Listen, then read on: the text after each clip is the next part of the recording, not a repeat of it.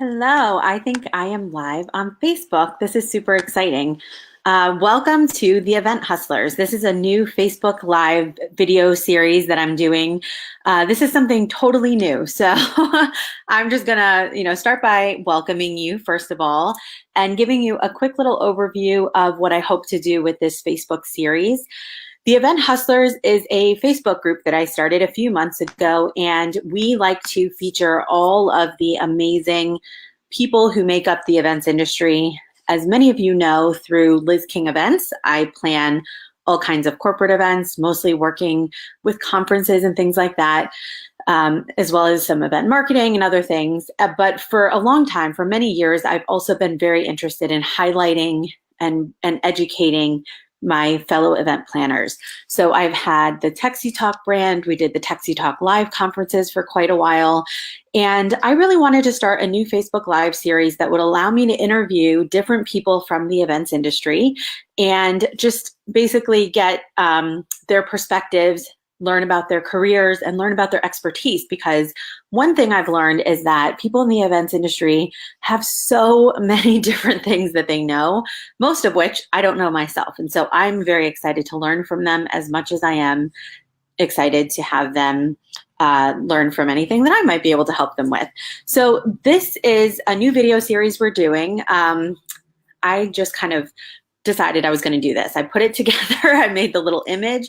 For those of you who may think that every time I launch something new, it's like, it's, great or whatever you might think that's very flattering. The truth is, it's none of those things. It's usually just me deciding one day I'm going to do this. And I was just sharing with the Ignite groups yesterday and today that is literally what this Event Hustler video series, how it came about. I decided, I've been thinking about doing it for a long time. And then last week I decided if I don't just put these in the calendar and go live, I am never, ever going to actually do this. And so this is my attempt at starting this. I'm using a platform called StreamYard, which allows me to bring in other people and I can interview them through this, but you're seeing it on Facebook Live and hopefully you're seeing it. So if you are seeing it, please check in the comments. I see Byron is watching. Hi, Byron. We also have a guest who's going to be joining us, I think, today. I know she's around, but we may have some technical issues with getting her on here. So if you are here, please check in the comments. Let me know that you're watching. And I'd also love to learn a little bit about who you are and any questions, of course, that you have. I would love to see those as well. This platform and kind of the way that I've been doing things is what I've been learning about is the minimum viable product. So essentially something very simple. I have a concept and instead of spending decades, which is really how I do things, I spend so much time thinking about it and planning it and thinking of all the worst case scenarios and thinking of all the best case scenarios and hiring designers and hiring producers and all this stuff to make everything look great. But what I've realized by watching Lean Startup is that's probably the worst possible thing to do. Sometimes it's just important to get out there. So that's what I'm doing. And I see Christina has joined us, so I'm going to bring her in just 1 second. I also want to say hi to Maria Zavala, who's watching. Very nice to see you. Let me bring in Christina. Hi, how are you? Hi, good. How are you? Good. So sorry for the technical difficulties. No, listen, computers don't always listen, so it's all good. This is what happens when I honestly threw it together and like last week I was like, we're doing this, let's do it. But the best part is we are getting to talk to each other and that was the whole point, so it doesn't matter. Yep. So I know you, I love you. You and I have been working together in the Ignite program. We worked together on a few events and things, but why don't you just take a second and introduce yourself to the people who are watching the stream? Sure. So my name's Christina Rene. Currently I'm owner of Voila Event Solutions. And lover of all things creative and super fun, which is why I think Liz and I get along so well. I am an adjunct professor at NYU currently, and also consulting for a few different event production clients. I would probably say that my background is one that's super unusual. I didn't necessarily kind of choose this route very early on. I was supposed to be a lawyer. My parents kind of will still tell you that story, and kind of fell into events because I think I was just attracted at the time to just this career that really did allow you to be creative in multiple different forms. I kind of sometimes describe the events industry as like kind of like being a doctor, in the sense that you can be a pediatrician or a gynecologist. So events, I kind of found, was kind of similar to that, where you could sort of be in a general sense of the events industry, but really sort of hone in on the thing that you really enjoy and are good at and can get paid for, which is nice too. That's always nice. I think everyone fell into the events industry, isn't that right? I don't think so. There are some people. I mean, obviously, you and I both teach at NYU, so we know that there are some people who this is what they set out to do. Yeah, but I also think that that's the case because universities are starting to see that there's a rise in this industry, and more careers, I think, and opportunities are opening up. And so it would be almost smart for universities to really be able to offer some sort of continuing education, or now in NYU's case, an actual master's of science in event management, which is kind of cool, which we didn't have when we were in school. No. And actually, NYU also has, not that this is an NYU promotion, they're going to love us. NYU also has a high school program that I teach in the summer that's 5 days for people who are in high school about to go to college. And it's kind of it helps them choose what college they want to go to while exploring the school. Yeah, like a genius concept. Yeah. Anyways. And somehow we ended up here anyway, right? And we only had those resources back when we were in school. So yeah, exactly. I've been a lawyer, guys. I've been a lawyer. You may end up still. Who knows? Exactly. So for anyone who's watching, I mentioned in the beginning that this is a totally new series. And one of the things that I wanted to do with it was keep it super casual. So putting it out there that Christina has no idea what questions I might ask her. And she knows the general. I personally love that part. Yeah, this could go anywhere. Yeah. I love it. I love it. Live interview. That's what live is all about.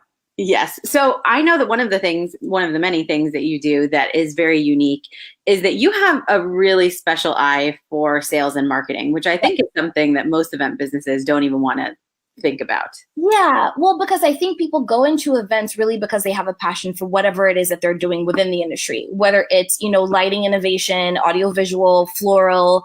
I mean, and again, that's what I mean by it's not just event planners. There are people who have made a pretty successful living being in the events industry, running their business. And most of them kind of went into it feeling like they had a skill set, they had a talent that they wanted to monetize. Whether it was event designer or wherever they ended up. And so it doesn't always mean that you check off the box of business owner.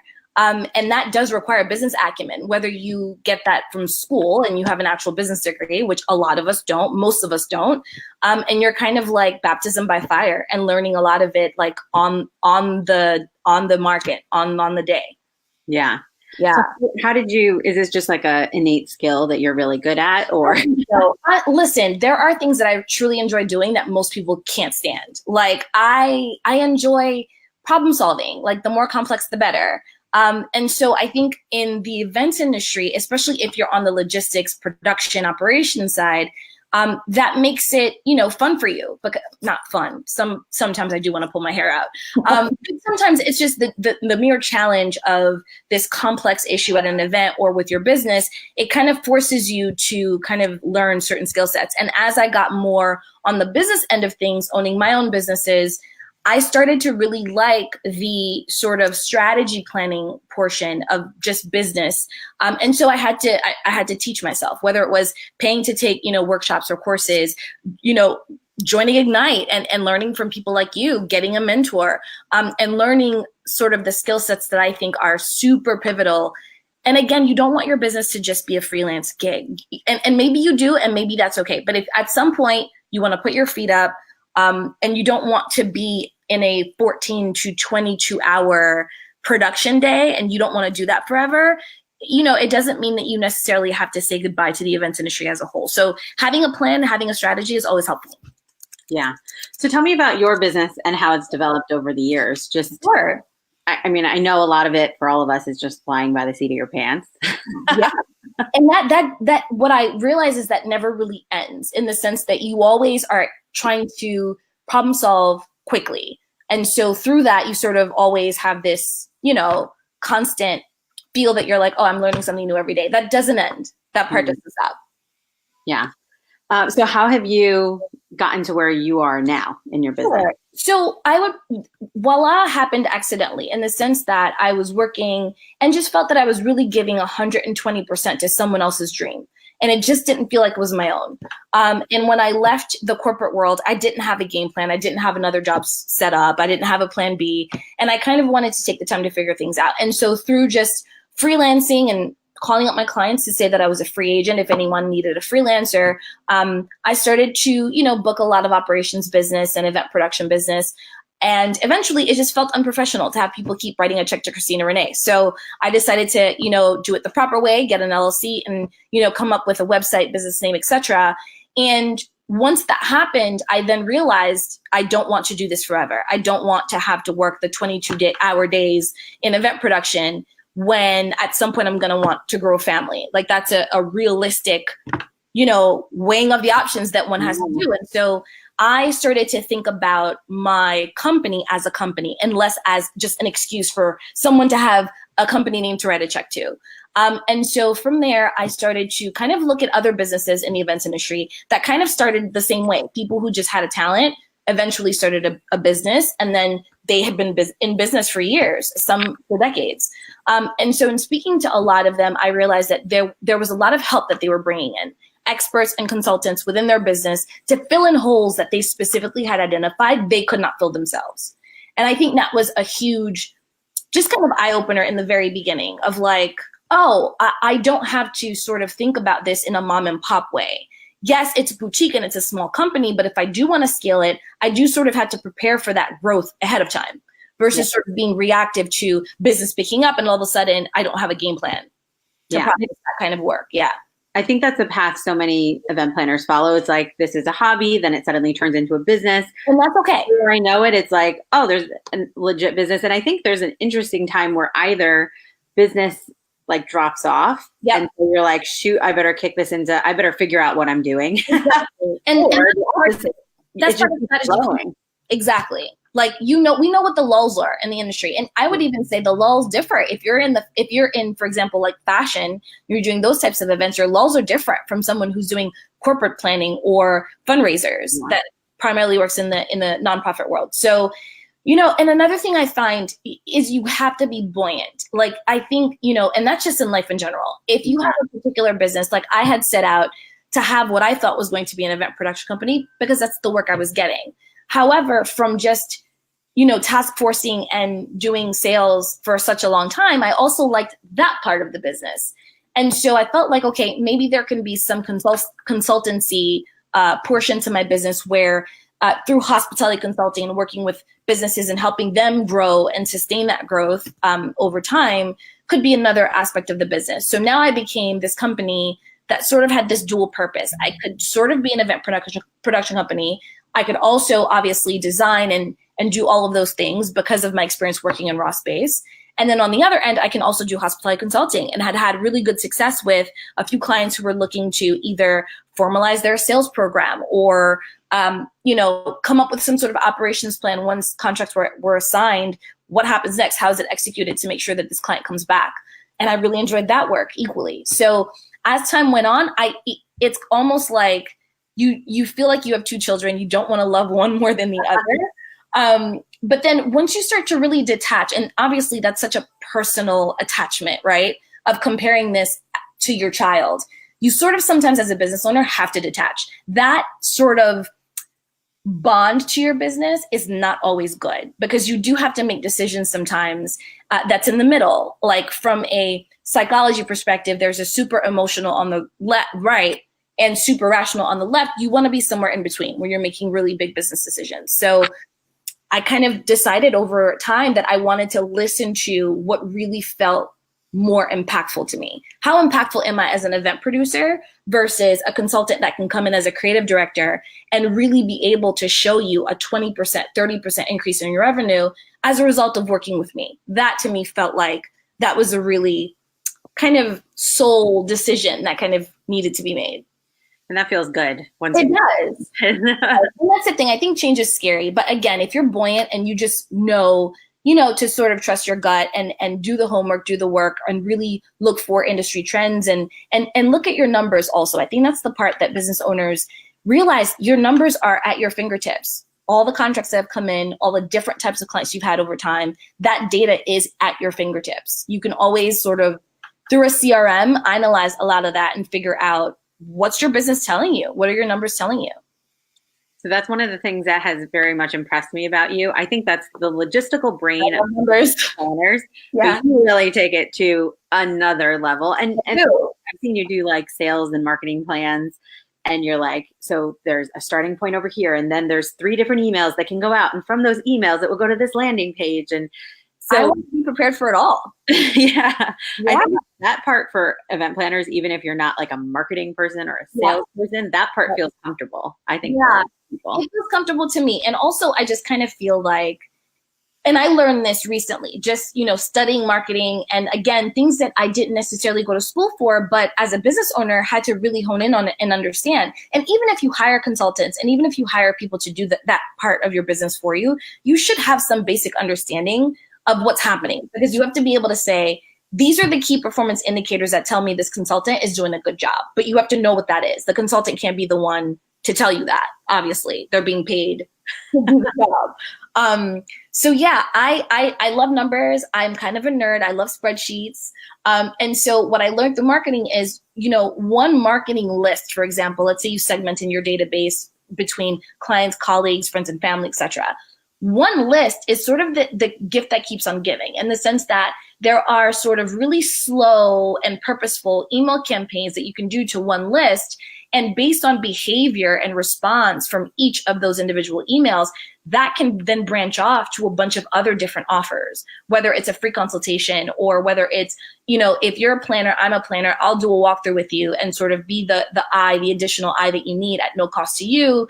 And then if you feel like there's a relationship there, maybe we can then work on an event together. And you never want to give something away for free for no reason, or to someone that you haven't qualified as a particular target client for you. So that sort of email campaigning, to me, I like the slow burn of an email campaign, because I kind of get to watch, who's clicking on what. And usually there are different patches to the email that will click to a certain page, for example, of my website, which can tell me and gauge what exactly are you interested in.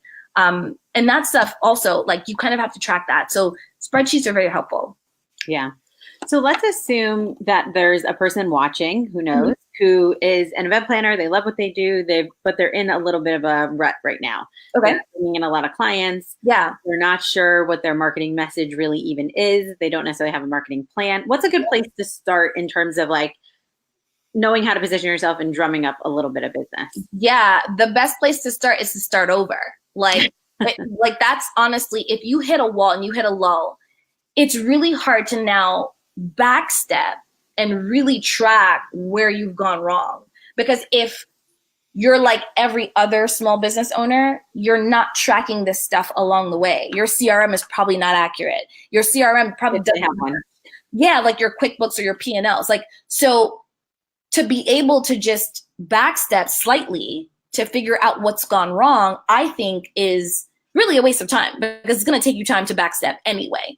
What I always tell people is, if you have hit a wall and your business either is no longer growing, where you're still paying your bills, but it's completely stagnant, or revenue has even declined, where you're kind of like hearing crickets and you're not really sure what to do next, do a gut check. Start from scratch. Like, what do you do? How do you do it? And how are you different from your competitors? Start with those 3 basic questions. And if, most people will sort of give the, PR answer of like, this is my mission statement. This is just an exercise that's internal. Like, really, really get granular and be honest about it. And maybe your question is, I don't know.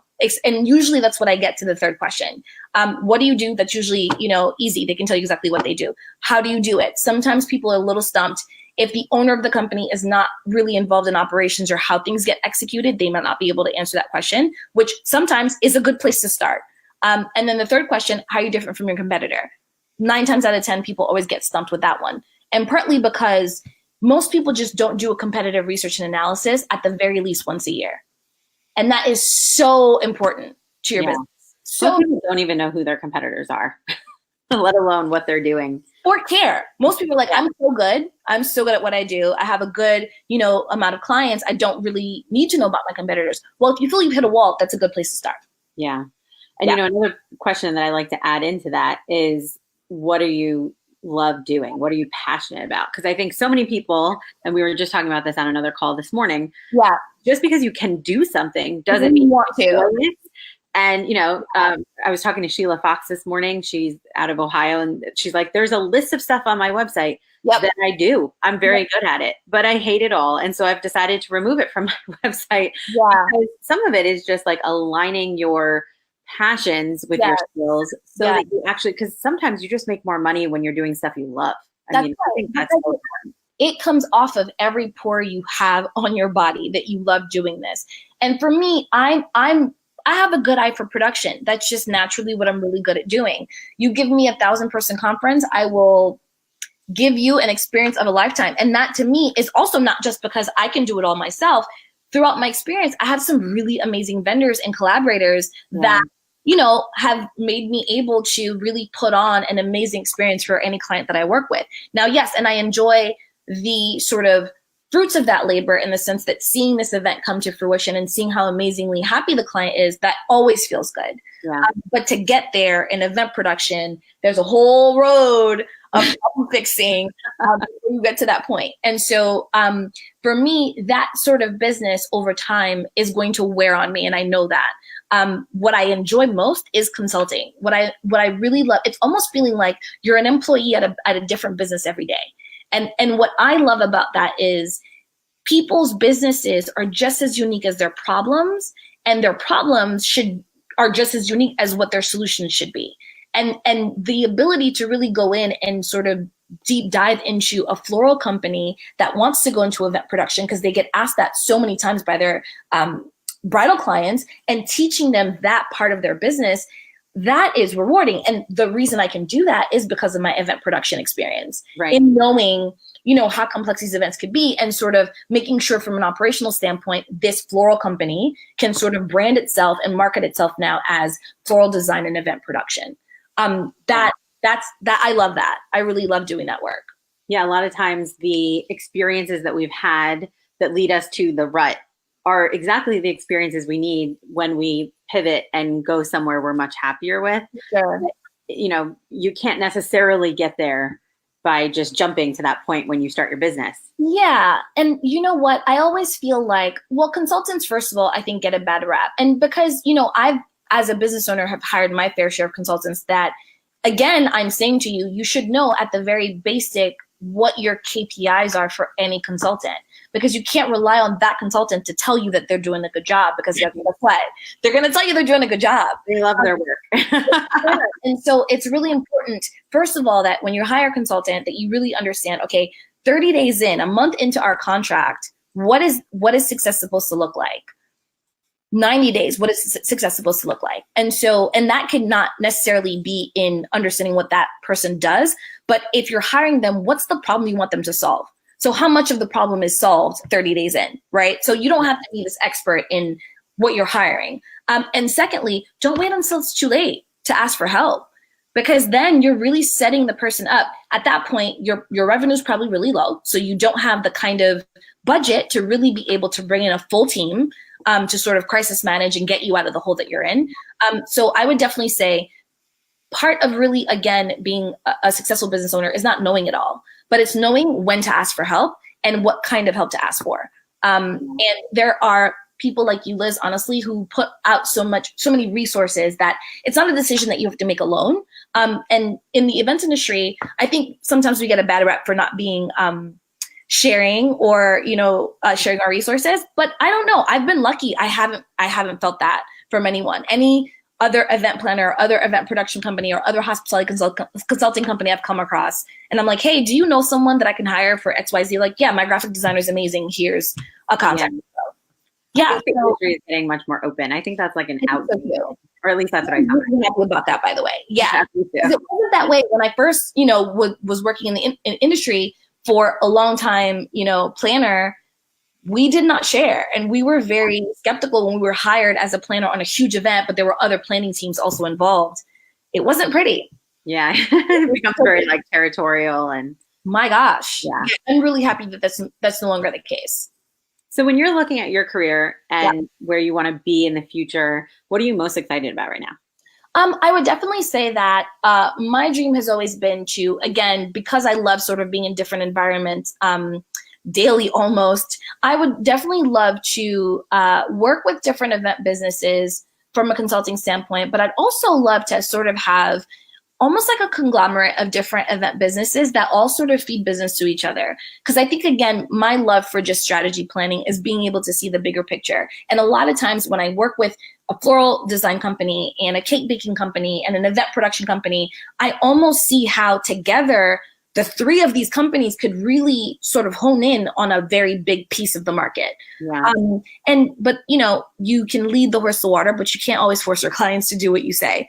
And so outside of the scope of work of what they've hired you for, I mean, they may not really see the big plan, or they may not necessarily agree with your strategy plan. And so I think for me, what I look forward to most is eventually being able to really sort of own a good chunk of the events industry, in the sense that I'm able to offer different services within my expertise, but that's buoyant, where the business model can sort of shift and adjust to whatever the industry demands may be.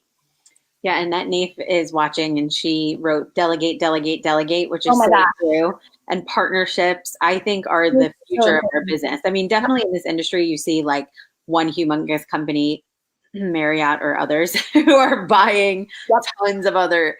I don't necessarily think that's the best way forward, but definitely from a partnership standpoint. And I've been working with a lot of other independent planners, and I have an expertise and they have a different expertise. And it's like, why don't we work together and offer this package solution to our clients? That's right. We know that you're working with people that you can trust. We know that, the deliverables are going to get met. Yep. And it's a great way to grow your business. Exactly. And I think I learned that working in the hotel industry, actually. So we used to do our competitive research analysis. Given our competitive set, the executive team would tell you who your competitive set was.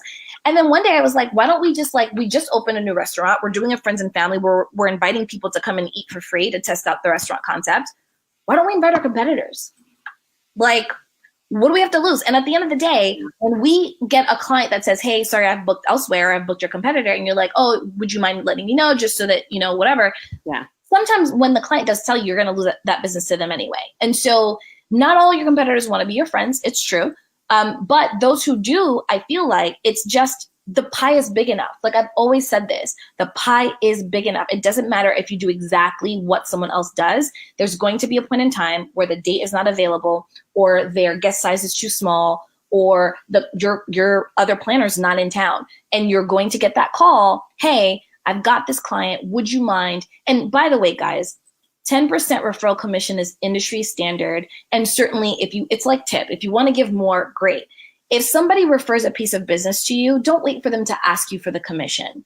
The assumption should just be, unless you have that kind of relationship and you know that the person's not expecting that, if a planner or a competitor is nice enough to refer you a piece of business, just assume there's a 10%. Let them say no, thank you. Because I kind of think there's a minimum just respect and reverence for people within the industry. If they're willing to share business with you, that's huge. So I would just say always factor in that 10% commission. And again, being able to give away the client you wouldn't have been able to take in anyway, and still monetizing from that, that's an additional source of revenue for your business.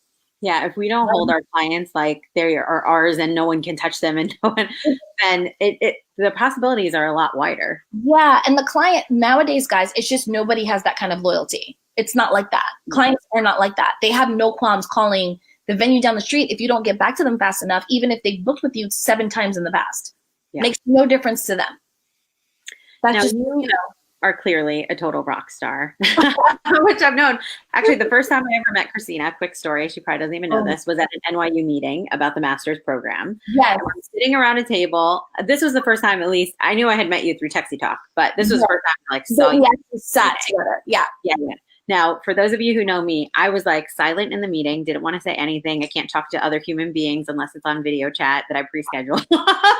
And Christina is like, talking, sharing all these very smart insights. And that's when I knew how smart you were. But then got the opportunity to work together, thankfully. That's very sweet of you. If other people want to continue learning from you, whether they want to pick your brain, or obviously if they want to hire you or something, how do they contact you?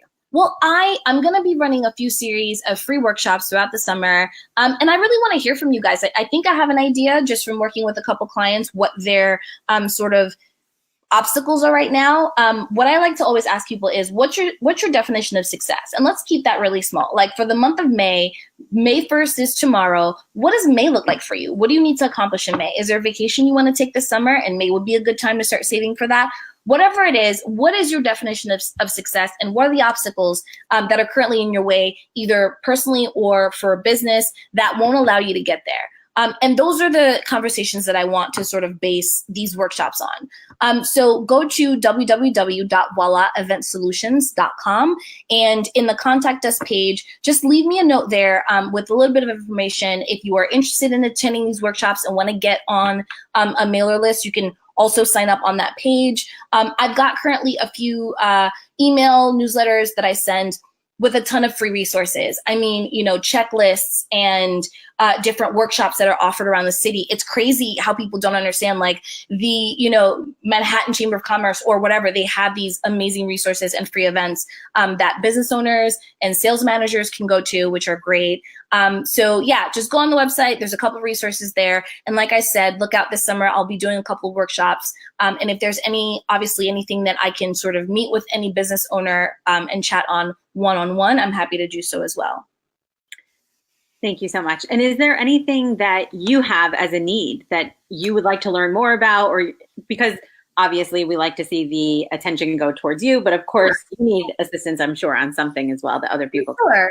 Yeah, absolutely. So I am hosting an event on May 23rd, Thursday, May 23rd, at the Tuscany St. Giles Hotel. It's for the bridal industry. So if anyone has recently gotten engaged or even has a wedding that's coming up, I would encourage you to attend. The event is free, and there's going to be a couple of vendors there that I think would be worth your while to meet. And there's hors d'oeuvres and an open bar. So at the very least, I mean, there's a good time waiting for you. And then that's about it. So anything else that's coming up, you'll find on my website. But May 23rd, if anyone's getting married, I'd love to have you as a guest. Awesome. Well, thank you so much for your time. And thank you to all of you who are watching live and who I know will watch this afterwards.